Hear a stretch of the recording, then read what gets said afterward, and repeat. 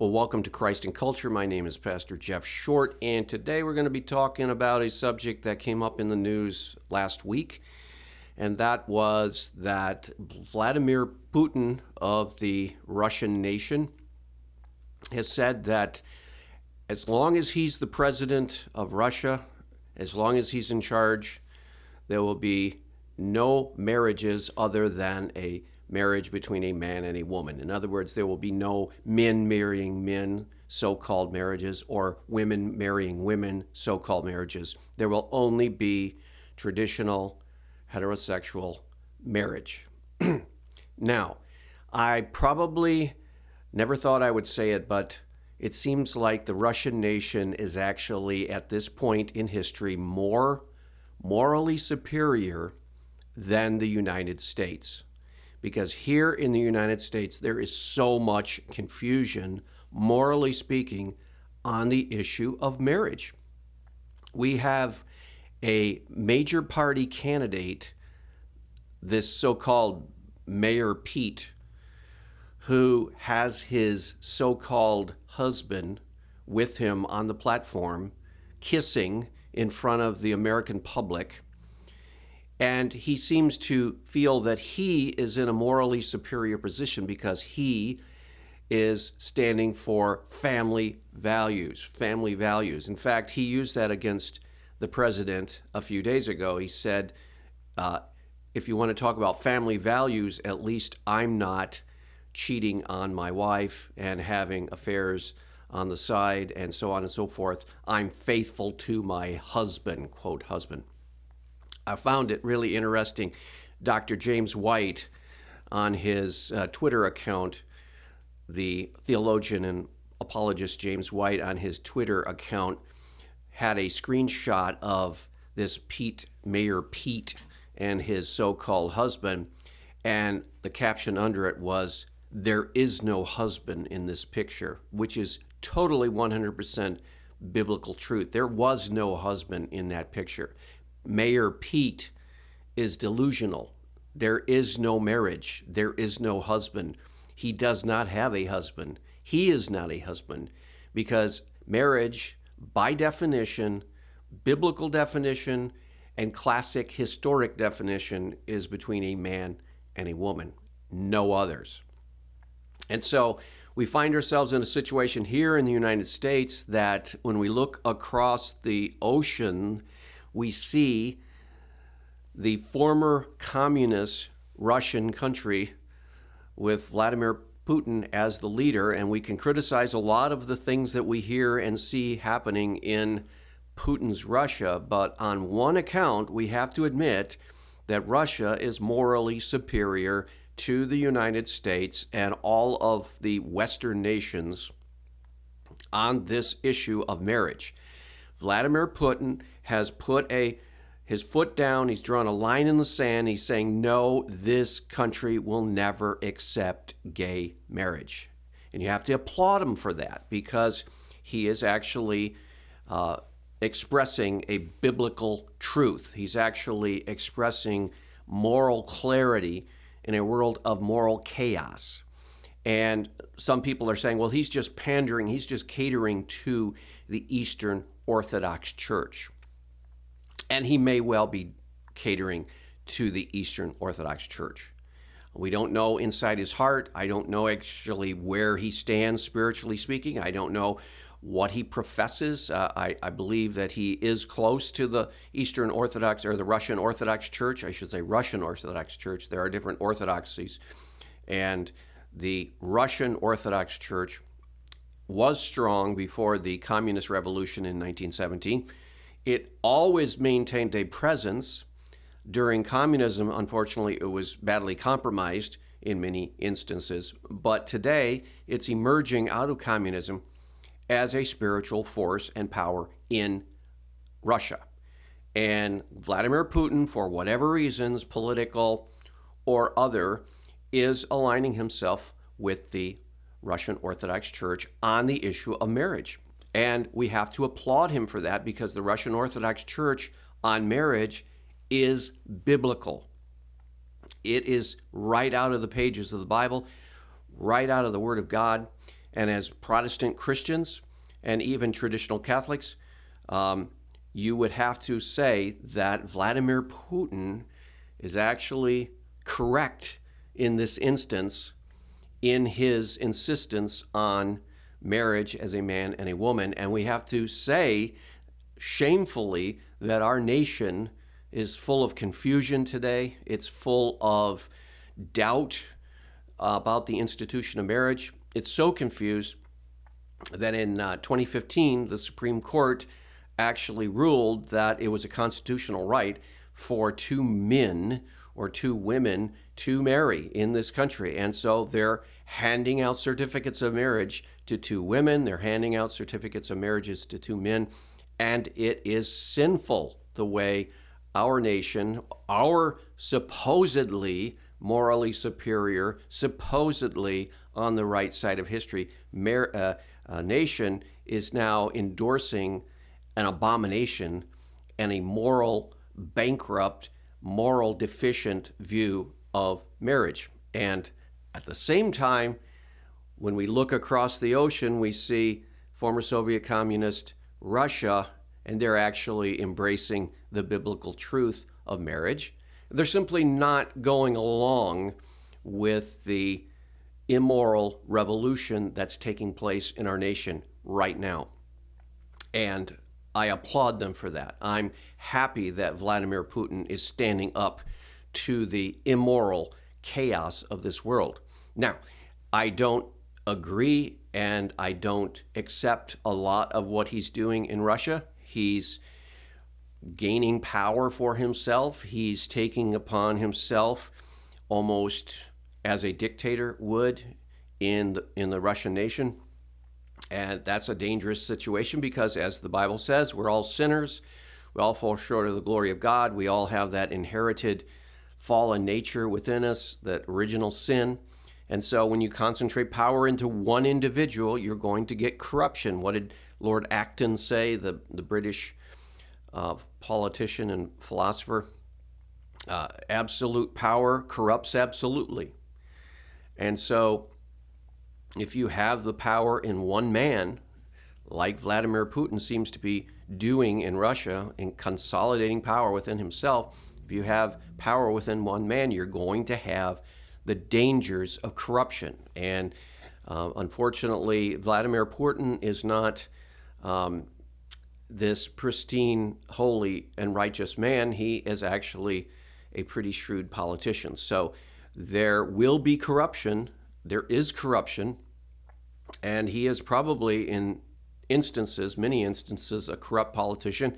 But on this issue of marriage, he's simply saying, we're not going along with everybody else in the West. We're not following the lead of the Western European nations.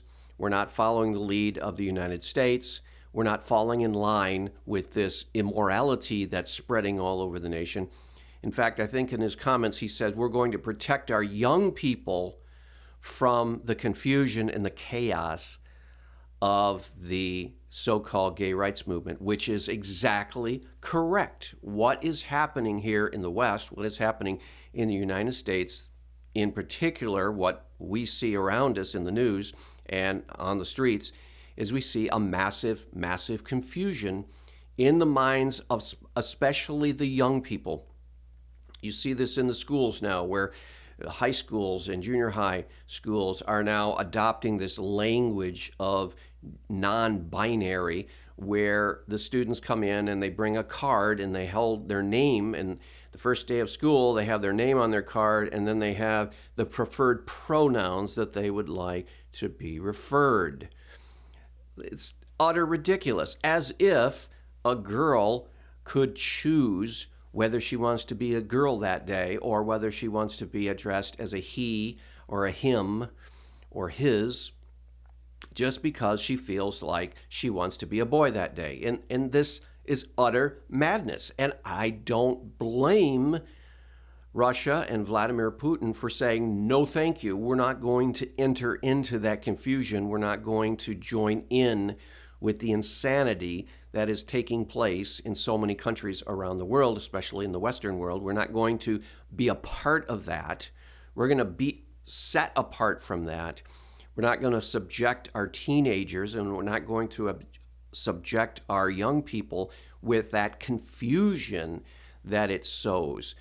There is a definition of marriage that comes from the Bible. It comes from prehistoric and historic definitions from all parts of the world. It is about as firm a definition of anything that you could get on the planet Earth. A marriage is a union with a man and a woman.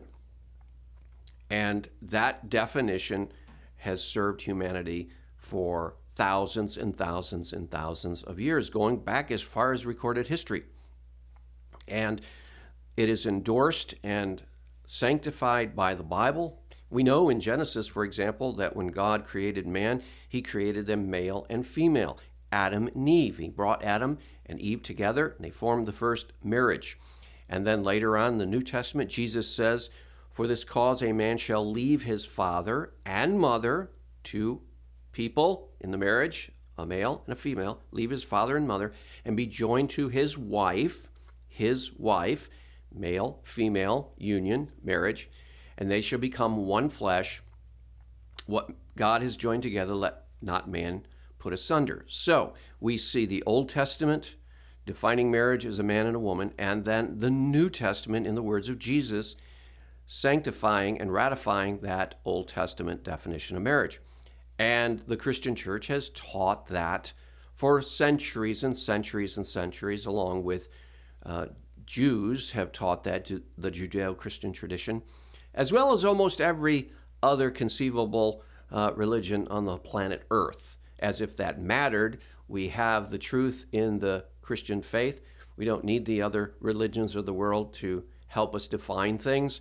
But if you did look to them, you would find that the definition of marriage is universal, as a man and a woman. So what gives us the right to think that we can change something so fundamental, so foundational for human existence? Well, we don't have the right to do it.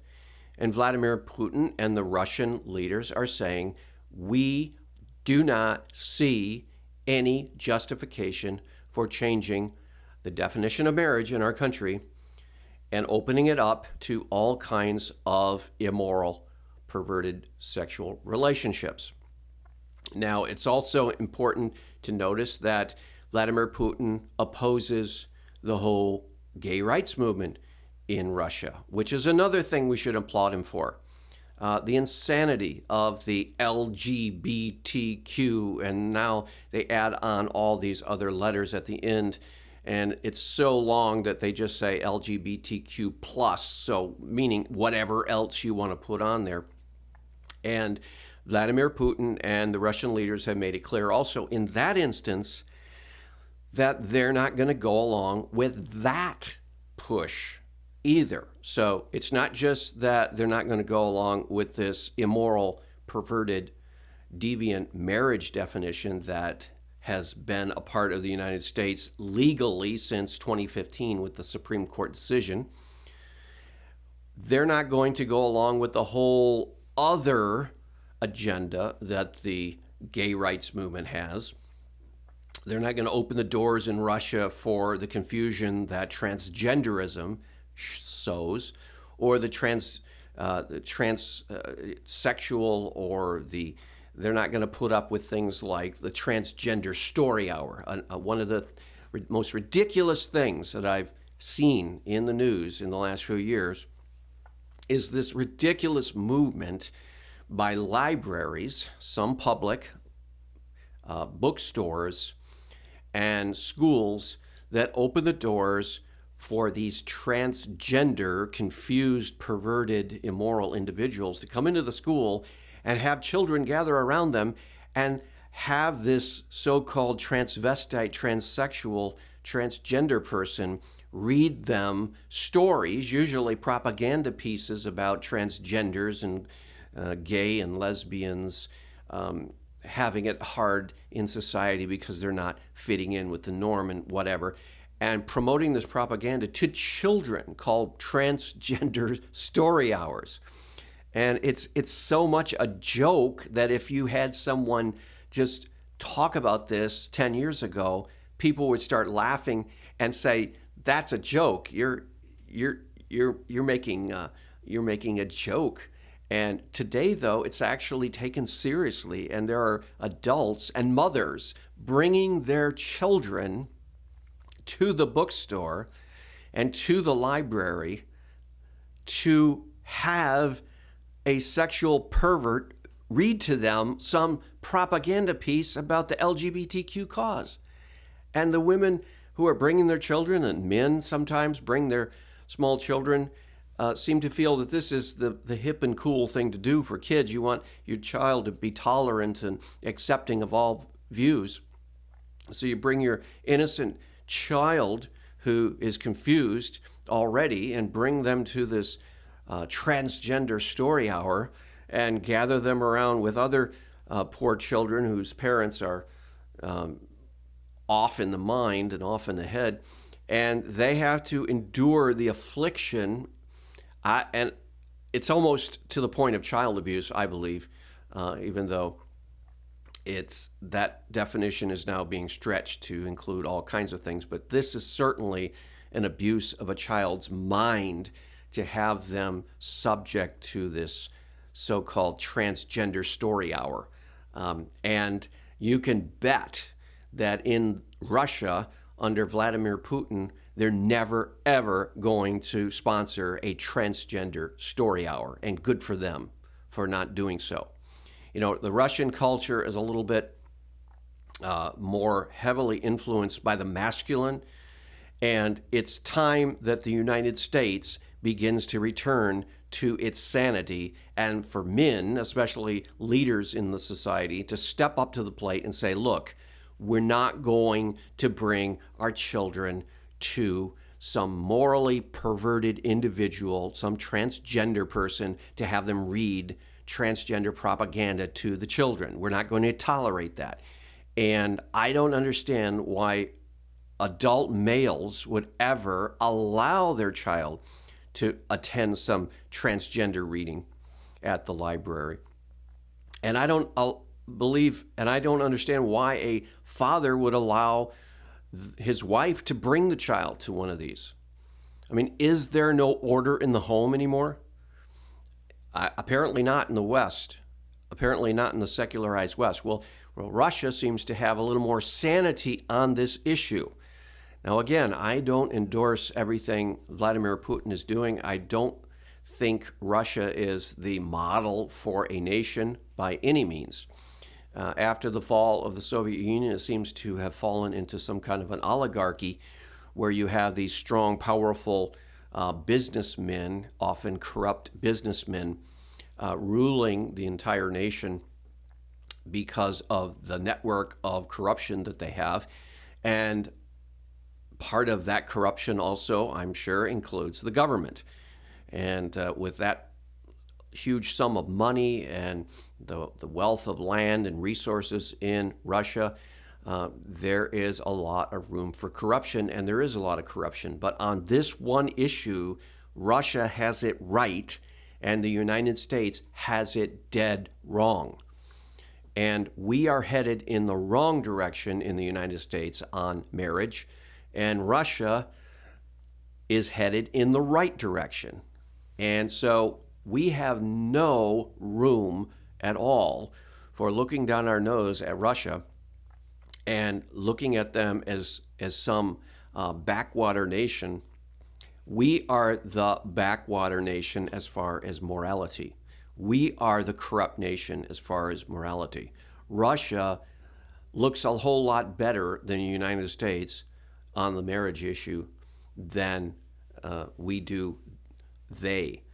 We look morally inferior. We look weak. We look confused. Our society is chaotic.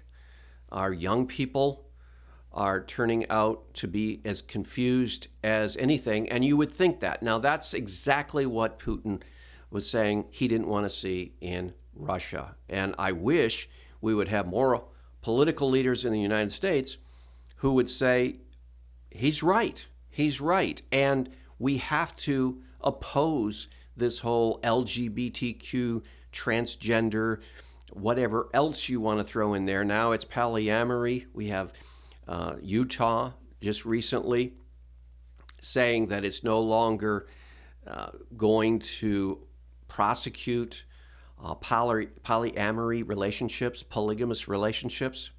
Not that they've actually made it legal to be polygamous in Utah, but they said they're no longer going to prosecute people for polygamy. Well, if you have a situation where there's a law in the book that says it's illegal to be in a polygamous marriage, but then you also have it understood that there will be no policing of that law, there will be no enforcing of that law, well, then you essentially don't have the law anymore. And so what we see in Utah now is part of this moral confusion that Putin in Russia says, no, we're not going to bring to Russia, and especially to the young people in Russia. We're not going to allow that. We're going to fight against this, and we're not going to tolerate it. What you see now in the United States is just confusion upon confusion upon confusion. And from a Christian viewpoint, we can see that this is moral insanity. The secular people, godless people, non-spiritual people, or heretical people of religion. Now, that's exactly what this Mayor Pete Buttigieg is. He's a heretic.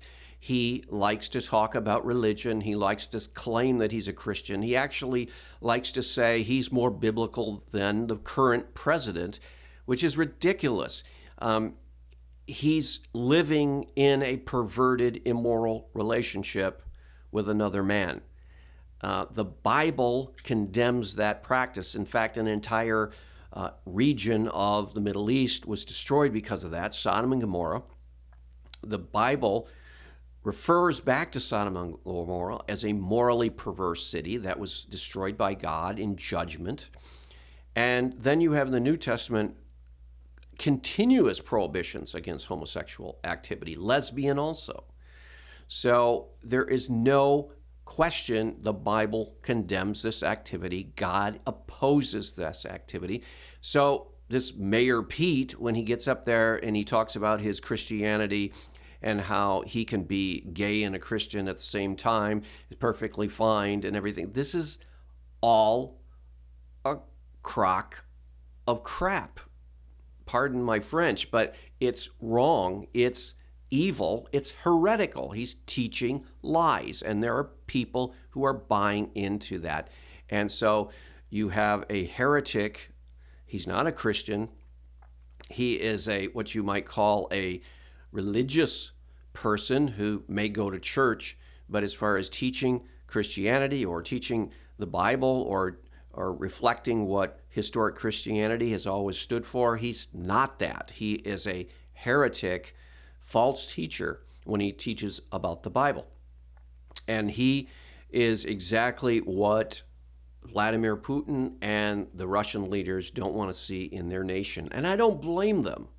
The problem is here in the United States, it's so politically incorrect to correct someone when they are teaching falsely on this subject, because the news media just attacks. And so we don't see very strong voices in Washington, for example, right now, opposing the moral insanity all around us. Just seems like it's the political correct thing to do is just, well, if you don't have anything nice to say about the LGBTQ movement, don't say anything. And so most politicians who even oppose this don't say anything. But as Christians, we need to say something. We need to say, no, this is wrong. Marriage is between a man and a woman. There are no marriages that are real marriages between two men and two women. There are no legitimate forms of marriage outside of the binary male and female. That's the biblical teaching. That's the moral teaching. Everything else is immoral. And so this candidate, so-called Mayor Pete, is an immoral, perverted individual. Now, people don't generally want to hear that. And if you're a politician and you say that Mayor Pete's a pervert, you may get blasted in the press, and you may even get driven away from your job if you work at a university. If you work in a government installation, you might be sued for defamation or whatever, even though you're stating a fact. And one of the things that is so refreshing to hear is when a major world leader like Vladimir Putin steps up to the world stage and says, no, gay marriage will never come to Russia as far as he's concerned, as long as he's president. It's so nice to hear some moral clarity stated in a very direct way so that there's no confusion involved. And would that our American politicians would step up to the world stage and say the same thing, or would actually follow the lead of Putin on this instance and say, Vladimir Putin had a point there, and I agree with him 100%. And would that this so-called plague of gay marriage had never come to this United States, and hopefully in the future we can correct the mistake that was made by the Supreme Court in legalizing this. It was a terrible decision. It's going to go down in history as one of the worst decisions of the Supreme Court's history when they changed legally in this country the definition of marriage from a man and a woman to any combination thereof, two men, two women, whatever. They changed the whole fundamental definition of marriage, and that is going to bring about the judgment of God. And we're already seeing it in the form of confusion and chaos in our country. So we have a lot to pray for in our country. We need to pray for the Russian people. We need to pray for the Russian leadership over there, because it is a very corrupt nation, but on this instance, they're standing strong. We need to pray for our nation's leaders and our churches and Christians, that they stand strong and are not intimidated, but able to speak the truth of God. Speak it in love, but speak it nonetheless and not be silenced. Well, we'll talk to you next week on another edition of Christ and Culture. This is Jeff Short. God bless.